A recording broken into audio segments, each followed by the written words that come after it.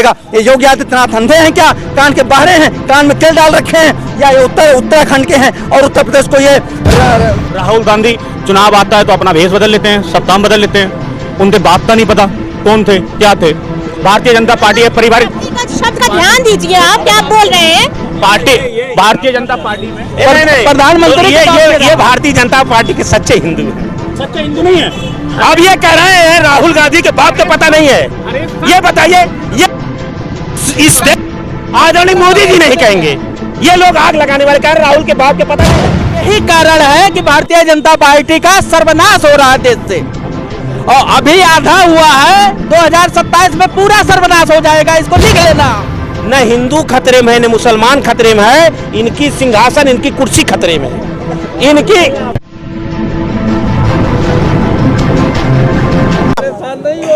कानून व्यवस्था कितनी चुस्त दुरुस्त है? कानून व्यवस्था पूरी तरह से फेल है, क्योंकि कानून को ये लोग ना मानने वाले हैं, संविधान को ना मानने वाले हैं। जनता संविधान और कानून की दुहाई दे रही है। ये अपने मठ है और मठाधीश की मठ से जो मठाधीश होते हैं उससे ये सरकार चला रहे हैं।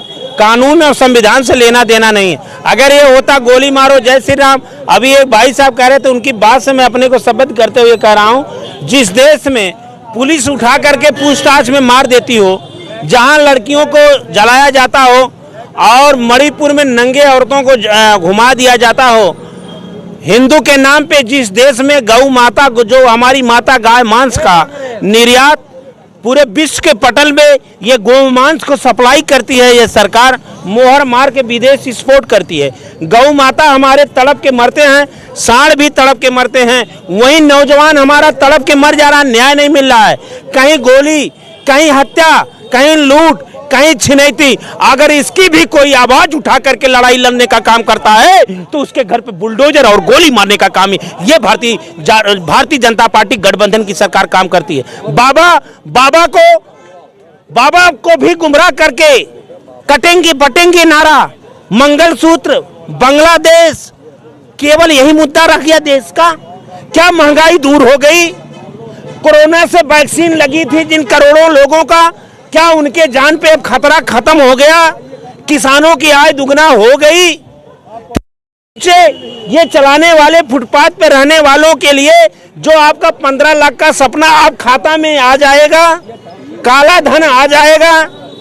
आप ये लोग जब से सरकार बनती है तब से कथा कथित जो ये कहते हैं हिंदू की परिभाषा इनसे पूछ लो तो ये नहीं बता पाएंगे। चार शंकराचार्यों का अपमान करने वाली सरकार, अयोध्या में हारने वाली सरकार, चार शंकराचार्यों का अपमान करके, संतों का अपमान करके, मुहूर्त और विधि विधान को टाल करके प्राण प्रतिष्ठा करवा के आनंद फानंद में केवल वोट लेने वाली सरकार को जनता जान गई है। ये जंगल राज उत्तर प्रदेश में है। उत्तर प्रदेश में कोई भी क्या चौथा स्तंभ में सुरक्षित है? क्या कैमरे के सामने गोली नहीं चली? क्या हाई कोर्ट में गोली नहीं चली? क्या किसानों पे गोली नहीं चली? क्या महिलाओं पे गोली नहीं चली? क्या आज अगर आशा नहीं विश्वास पूरी जनता का है, उसका नाम अखिलेश यादव पीडीए के रणनीति के तहत ये उपचुनाव तो जीतेंगे। आने वाले 27 में पूर्ण बहुमत की सरकार बनेगी, अखिलेश यादव मुख्यमंत्री बनेंगे और देश नहीं दुनिया की राजनीति में परिवर्तन होगा। कह रहे थे कि हम राम राज लाएंगे, हिंदुत्व का मुद्दा लाएंगे। क्या हिंदुत्व मतलब क्या हिंदुओं के लिए कुछ काम हो रहा है? हम कहते चलिए ना करें मुसलमानों के लिए, हिंदू के लिए तो कुछ करें। क्या हिंदुओं को रोजगार मिल रहा है? हिंदुओं का रोजगार मिल रहा है। हिंदुओं को ये भाजपा कर रही, किसको? पिछड़े हिंदू नहीं है, दलित हिंदू नहीं है, राम कोविंद जी हिंदू नहीं है भारतीय जनता पार्टी की निगाह में। अखिलेश यादव हिंदू नहीं है, पिछड़ा हिंदू नहीं है। ट्रस्ट में बता दें किसी बैकवर्ड का नाम है, किसी दलित का नाम है अयोध्या के ट्रस्ट में? वो हिंदू नहीं है, क्योंकि उनको मंदिर के उद्घाटन नहीं बुलाया जा सकता, उनको संसद भवन में नहीं बुलाया जाएगा उद्घाटन में।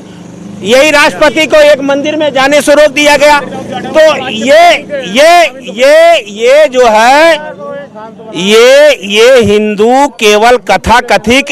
ये बताइए, न हिंदू खतरे में है न मुसलमान खतरे में है, इनकी सिंहासन इनकी कुर्सी खतरे में है। इनकी कुर्सी खतरे में है। इसलिए ये भटकाने के लिए कहीं गाय के नाम पे, कहीं गंगा के नाम पे, कहीं ब्राह्मण के नाम पे, लेकिन उत्तर प्रदेश का नौजवान, किसान, गरीब मजदूर ये जान गया कि ये संविधान बदलने वाले लोग हैं। दलित ये जान गया कि ये वही लोग हैं। जब हम लोग चलते थे तो पीछे से झाड़ू बांध देते थे। आज बैकवर्डों को, गरीबों को, मजदूरों को, चाहे ब्राह्मण भी हो, सबसे ज्यादा अगर हत्या हो रही, इस समय ब्राह्मणों की हत्या हो रही है। जो शब्द बोल दे रहा है उसको ठोक दिया जा रहा है। कहीं बटेंगे कटेंगे। जिस देश का प्रधानमंत्री, मुख्यमंत्री ये बोलेगा, उस देश में क्या माहौल पैदा होगा। तो इस माहौल को बदलने के लिए जनता में एकजुटता है और भारतीय जनता पार्टी गठबंधन में भय है। क्या भय है? उत्तर प्रदेश में हार गई। में जो हत्या हुई, जिस तरीके से एक मासूम का सर धड़ से अलग कर दिया गया, क्या उसी का एक झलक थी? जिस तरीके ये इन्हीं सांप्रदायिक शक्तियों और नारा की उपज है। कहां भय चला गया? क्या अपराधी कहां चले गए? आप कह रहे हो देश में सबका माहौल, देश में अपराधी खत्म हो गए। और गुजरात के जेल में बैठा हुआ एक अपराधी सरेआम पूरे भारत के सांसदों को चैलेंज दे रहा है। पूरे राजनीति की, मतलब जिसको चाह रहा है कि धमकी दे रहा है बाबा सिद्दीकी की हत्या के बाद। ये कहां भय चला गया?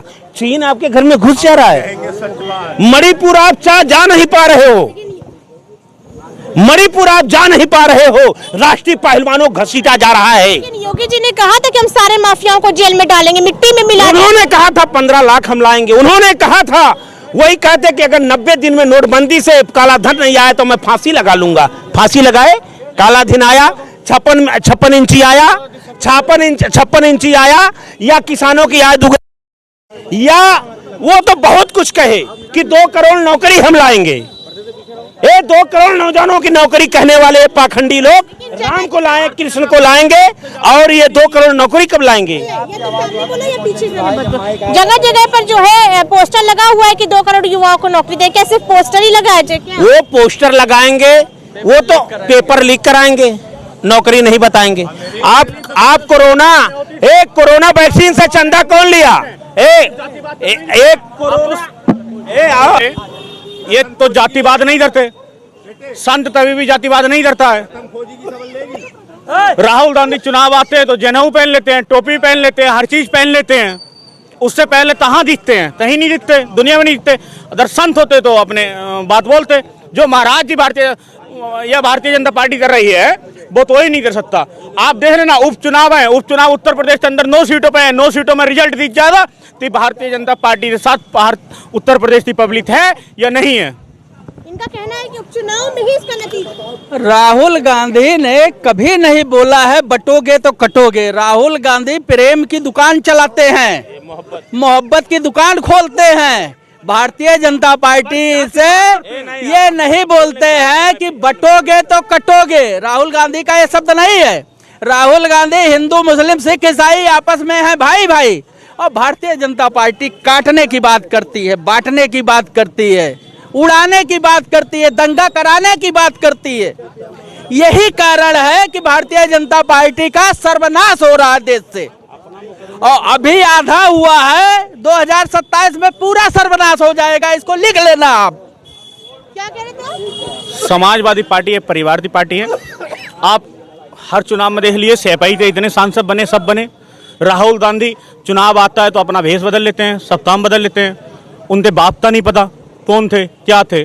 भारतीय जनता पार्टी है, परिवार। शब्द का ध्यान दीजिए, आप क्या बोल रहे हैं? पार्टी भारतीय जनता पार्टी में प्रधानमंत्री ये भारतीय जनता पार्टी के सच्चे हिंदू हैं। सच्चे हिंदू नहीं है। अब ये कह रहे हैं राहुल गांधी के बाप का पता नहीं है। ये बताइए, ये इस देश आदरणीय मोदी जी नहीं कहेंगे। ये लोग आग लगाने वाले कह रहे राहुल के बाप के पता नहीं है। राहुल गांधी के बाप का एक एक खून इस धरती में कतरा में है। ठीक है, भारतीय जनता पार्टी का एक भी आदमी शहीद नहीं हुआ इस देश पे। खाली शहीद करो। भारतीय जनता पार्टी एक राष्ट्र की पार्टी है, परिवार की पार्टी है। आदरणीय भारतीय जनता पार्टी एक राष्ट्र की पार्टी है, कोई परिवार की पार्टी नहीं है। आदरणीय प्रधानमंत्री जी ने खुद ये बताने की कोशिश की है कि उन्हें अपने बाप का पता नहीं है, और उन्होंने कहा बायोलॉजिकल मैं अपने माँ का बेटा नहीं हूँ।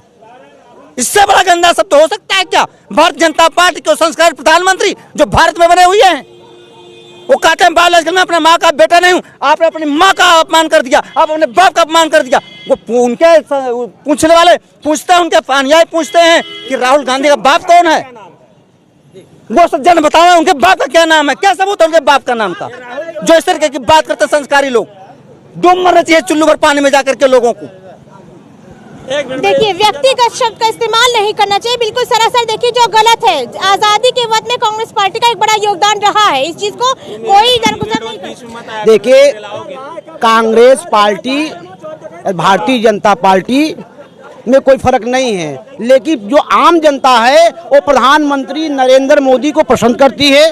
प्रधानमंत्री वो भारत के सबसे बड़े लीडर हैं, प्राइम मिनिस्टर भारत के सबसे बड़े लीडर हैं, और भारतीय जनता पार्टी विश्व की सबसे बड़ी पार्टी है और पूरे वर्ल्ड में इससे बड़ी कोई दल नहीं है। और प्रधानमंत्री जी का विदेश में भी सम्मान है, देश में भी सम्मान है, और राहुल गांधी का प्रदेश में भी सम्मान है, देश में भी सम्मान है। वो हमारे आदरणीय हैं, बड़े नेता हैं, उनके व्यक्ति विशेष आप मान रहे हैं कि उनका भी सम्मान है, गलत बात है जिस तरीके से व्यक्तिगत शब्द का इस्तेमाल किया। देखिए, व्यक्तिगत सम्मान किसी का नहीं करना चाहिए, और भारत के किसी भी व्यक्ति, समाज के किसी व्यक्ति का दायित्व है कि समाज को सही रूप से चले। यह संस्कार हर माँ बाप का है। नौजवानों को रोजगार कहाँ से मिलेगा, लोगों को शिक्षा, स्वास्थ्य और रोजगार कहाँ से उपलब्ध होंगे, महंगाई कैसे कम होगी, इस पर ना ला करके लोग कटेंगे तो बटेंगे। 27 का सत्ताधीश प्रेम की दुकान पर आप क्यों आ रहे हैं? आप आइए कि देश का विकास कैसे होगा। सारी पार्टियों का कर्तव्य, सारे नेताओं का कर्तव्य है कि देश का नागरिक कैसे सुरक्षित हो, कैसे उसकी सुविधाएं बढ़ें, कैसे उसकी व्यवस्था खत्म हो, इस पर ध्यान ना दे करके सब चोर मौसेरे भाई सारी पार्टियों के लोग हैं। और कोई 75 साल के आदमी को आयुष्मान भारत देगा, कोई 14 साल के आदमी को देगा, तो जनता जो 14 साल, 17 साल और 75 साल के बीच वाली है या उससे ऊपर वाली है, क्या उसको आप व्यवस्था चिकित्सा नहीं दोगे, उसको शिक्षा नहीं दोगे? हमारी शिक्षा क्यों नहीं फ्री की जाती? 4 लाख रुपए MBBS की फीस बढ़ा दी गई, किसी ने नहीं सोचा। अभी 60,000 पुलिस भर्ती का पेपर लीक हुआ, दोबारा एग्जाम हुआ। मैंने देखा कल हाई कोर्ट कह रहा है कि साहब आपने तो आंसर की में 25 सवालों के गलत ही दे दिए। बताओ, इन 60,000 पुलिस भर्ती में कितने बच्चे हो गए होंगे, नर्वस हो गए होंगे, कितने आत्महत्या कर लिए होंगे, कितने क्या कर लिए होंगे। 25 सवाल आपने गलत कर दिया। आप बताइए ना, आप गलत सवाल के जवाब लगा दिए अपने आंसर में, वो 25 सवाल के कितने नंबर कट गए, कितने लोगों हताश हुए? ये सरकार को नहीं दिखती है? ये गैर पढ़े लिखे लोग हैं जो घंटा हिला करके पूजा करिए अपने मंदिर में जाकर के। सत्ता में मत आइए, सत्ता में आइए तो पढ़े लिखे लोग आइए और सही से काम करिए। योगी आदित्यनाथ जी खुद तो नौकरी करते नहीं हैं, और इनकी बहन का लोग कहते हैं कि दुकान चलाती है चाय की, वो इस आस में शायद चलाती हो कि कल को मैं नरेंद्र मोदी की जगह पर मैं भी चाय वाला प्रधानमंत्री बन जाऊं।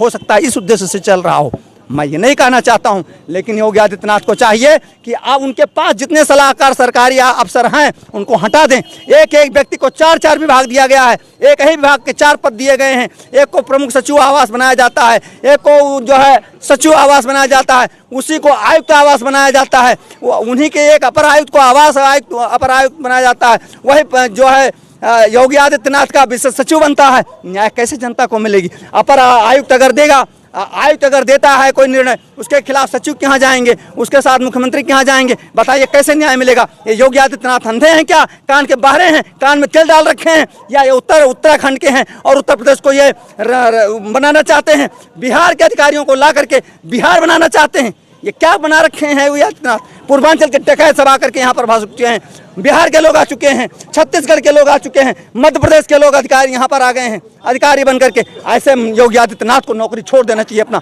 मुख्यमंत्री पद छोड़ देना चाहिए। तमाम सवाल इन्होंने किए हैं।